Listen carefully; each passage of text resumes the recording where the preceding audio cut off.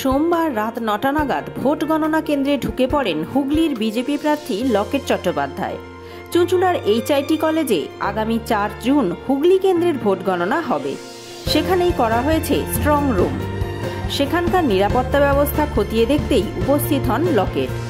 সরকারি ওই কলেজ দেখার পর পাশেই একটি ইঞ্জিনিয়ারিং কলেজে পৌঁছন তিনি। দুটি কলেজের মধ্যের পাঁচিল দেখে অসন্তোষ প্রকাশ করেন তিনি। লকেটের দাবি, স্ট্রং রুমের নিরাপত্তায় খামতি রয়েছে, বিষয়টি জেলা প্রশাসনকে জানাবেন বলেও মত প্রকাশ করেন লকেট চট্টোপাধ্যায়।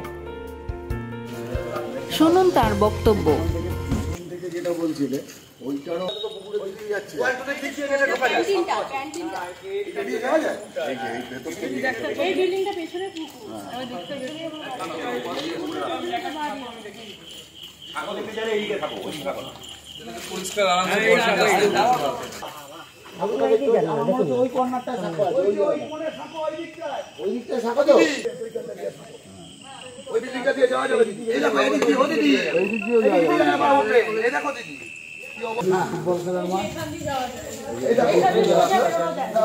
এটা কিন্তু পুরো গোয়ালটুলি রাস্তায় বেরাচ্ছে দিদি।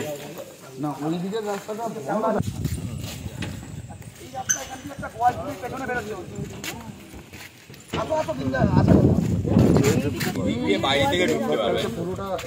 মানে এই দিক দিয়ে চলে যায়, বাইরে যেতেই হলো না। গার্ড এইখানে রাখা উচিত।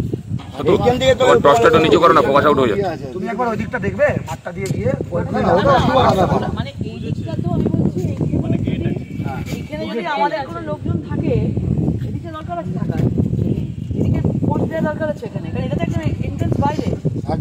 ওই দিকে বিপদ পাচ্ছে, ওখানে আলাদা বড় গেট আছে, ওই গেট দিয়েও ঢোকা যায়। তাদের অভিযোগ হচ্ছে বারবার নাকি আপনি এখানে আসছিলেন। তাদের অভিযোগ যে বারবার আপনি আমি বারবার বলেছি টিএমসি কে আছে ভাই, চলো তোমাদেরও যাওয়া উচিত, প্রত্যেকটা পার্টির থাকা উচিত, কাউকে ছেড়ে দেওয়া উচিত না।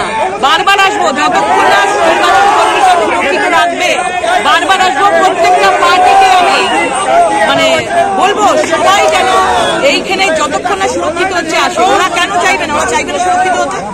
নিশ্চয়ই যাওয়া উচিত। কেউ কেউ চুরি করতেই পারে, তাহলে কেন তারা চাইছে? প্রত্যেকটা পার্টিকে ডেকেছি, 100 বার আসবো, যতক্ষণ না সুরক্ষিত হবে এইখানে পৌঁছে থাকবো, যতক্ষণ এরা পার্টিটাকে ঠিক করবে বসে থাকবো এখানে। তৃণমূল বলছে আপনি হেরে যাবে, সেখানে ফালতু একটা সিনক্রিয়েট করে দেন। এরা আপনি বলুন, ওরা তো 4 তারিখে ফল বলবে। এরা চুরি রুখতে না চুরি করতে এসছে, এটা একটু পরিষ্কার করে ওরা কি ইচ্ছাকৃত হবে হামলা করার জন্য? এরা তো এই দলই, এটাই চোরচামারের দল। এইসবগুলো দেখুন না, এসে নাচানাচি লাফালাফি করছে। আমরা কেউ একটা লাফালাফি করেছি, লাফাতে লাফাতে হাঁপিয়ে গেছি, ব্যাস চলে যাবে, বাড়ি গিয়ে ঘুমিয়ে পড়বে সব। ঠিক আছে, সুরক্ষিত তো রাখতেই হবে। দেশ জানাতে আছে, নরেন্দ্র মোদীজির হাতে দেশ রয়েছে, দেশকে সুরক্ষিত করতে হবে।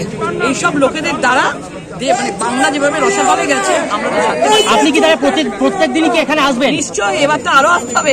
এদের দেখে মনে হলো যে এরা সুরক্ষিত করতে আসেনি, এরা চুরি করার জন্য এসছে, এই জন্য আসতেই হবে। পুলিশকে জানিয়েছেন? পুলিশ কি বললো? পুলিশকে বলেছি, পুলিশ আমরা হেল্প করে নির্বাচন কমিশনকে জানাবো। লিখিত কোনো অভিযোগ দেবেন? হ্যাঁ, করছে। আজকে আমি বলেছি লিখিত কোনো অভিযোগ জানাবেন? জানিয়েছি।